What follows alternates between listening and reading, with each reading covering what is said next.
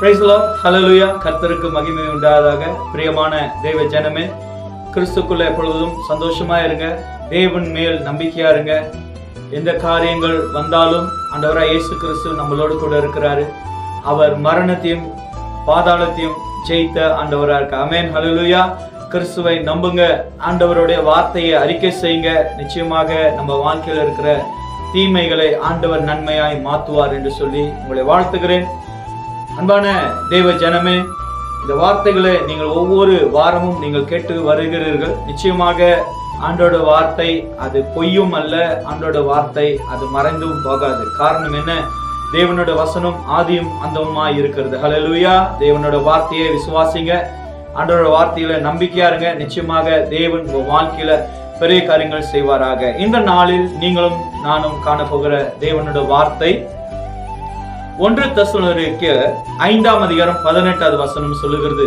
1 தெசலோனிக்கேயர் 5ஆம் அதிகாரம் 18வது வசனம், எல்லாவற்றிலும் ஸ்தோத்திரம் செய்யுங்கள், அப்படி செய்வதே கிறிஸ்து இயேசுவுக்குள் உங்களை குறித்து தேவனுடைய சித்தமாய் இருக்கிறது என்றார். ஆமென். ஹல்லேலூயா.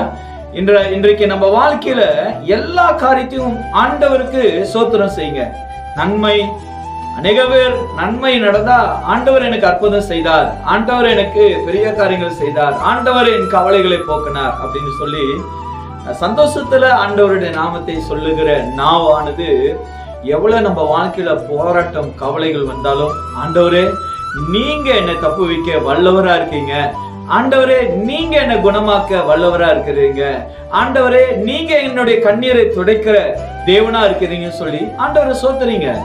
இன்னைக்கு அநேக பேர் கவலை மத்தியில ஆண்டவரை சோத்தரிக்கிறதுல, கவலை குறித்து கவலையில் இன்வால்வ் பண்ண கவலையில இருந்த ஜனங்களை குறித்து நம்ம நிறைய புலம்புறோம், நிறைய நம்ம குறை சொல்லுகிறோம், நிறைய கசப்புகளை தேடுகிறோம். ஆனால் தேவனோட வார்த்தை அப்படி அல்ல. எல்லாவற்றிலும் ஸ்தோத்திரம் செய்யுங்கள், கிறிஸ்து இயேசுவுக்குள் உங்களை குறித்து தேவனுடைய சித்தமாய் இருக்கிறது. ஹல்லேலூயா. எல்லாவற்றிலும் எல்லா காரியத்திலும் ஆண்டவரை ஸ்தோத்திரம் பண்ணுங்க. ஐயா, நான் ஒரு காரியத்தை உங்கள் மத்தியில சொல்ல விரும்புகிறேன். ஆபிரகாம் ஆண்டவரை அவன் சோத்தரிக்கும் போது அவன் வாழ்க்கையில எதுவும் பெருகினது இல்லை, அவன் வாழ்க்கையில நிறைவா இல்லை. ஆனா அவன் தேவனை சோத்தரிச்சான். இன்னைக்கு நம்ம வாழ்க்கையில நீங்க ஆண்டவரை சோத்திரம் பண்ணி பாருங்க, ஆண்டவரை சோத்தரிச்சு பாருங்க, ஆண்டவரை உயர்த்த பாருங்க. ஆண்டவர்கிட்ட போய் கேட்காதீங்க, ஆண்டவரே எனக்கு இதை கொடுங்க, ஆண்டவரே எனக்கு அதை தாங்க, ஆண்டவரே எனக்கு வேலை கொடுங்க, ஆண்டவரே எனக்கு பணத்தை கொடுங்க, ஆண்டவரே எனக்கு காடி, அதெல்லாம் கேட்க வேண்டாம். நீங்க ஆண்டவரை சோத்திரம் பண்ணி பாருங்க. எல்லா சூழ்நிலையிலும் ஆண்டவரை சோத்திரம் பண்ணுங்க. ஆண்டவரை எல்லா காரியத்திலும் நம்மளை நிறைவா வைத்திருப்பார். ஏன்னு சொன்னா, உங்களை என்னையும் அதிகமாய் நேசிக்கிறவர் நம் ஆண்டவராய் இயேசு கிறிஸ்துவை தவிர வேற யாருமே இல்லை. அவர் உங்களை நேசிக்கிறாரு. அவர் இடத்துல எப்பொழுதும் சோத்திரத்தோடு இருங்க, அவரை மகிழ்வுபடுத்துங்க. நிச்சயமாக உங்க வாழ்க்கையில தேவன் பெரிய காரியங்கள் செய்வார் என்று சொல்லி உங்களை உற்சாகப்படுத்துகிறேன். தேவனை நம்புங்க. இயேசு கிறிஸ்துவே விடுதலை நாயகனா இருக்கிறார். ஆமென். ஜெபம் செய்வோமாக. பரிசுத்தமான எங்க நல்ல ஆண்டவரே, இந்த வேளையில் கேட்டுக்கொண்டிருக்கிற உம்முடைய ஜனங்கள் மேல் தேவனுடைய அன்பை வெளிப்படுத்தி, ஆண்டவரே உம்முடைய நாமத்தை உயர்த்தி, உம்முடைய நாமத்தை சொல்லி வருகிற இவர்கள் மத்தியில தேவன் பெரிய காரியங்கள் செய்வீராக.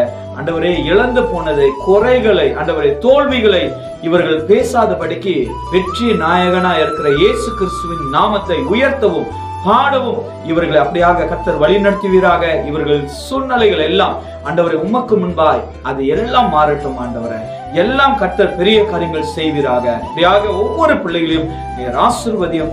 ஒவ்வொரு பிள்ளைகள் மேலும் கரம் இருப்பதாக. இயேசுவின் நாமத்தை ஜெபிக்கிறேன் ஜீவனுள்ள நல்ல பிதாவே. ஆமென். ஆமென்.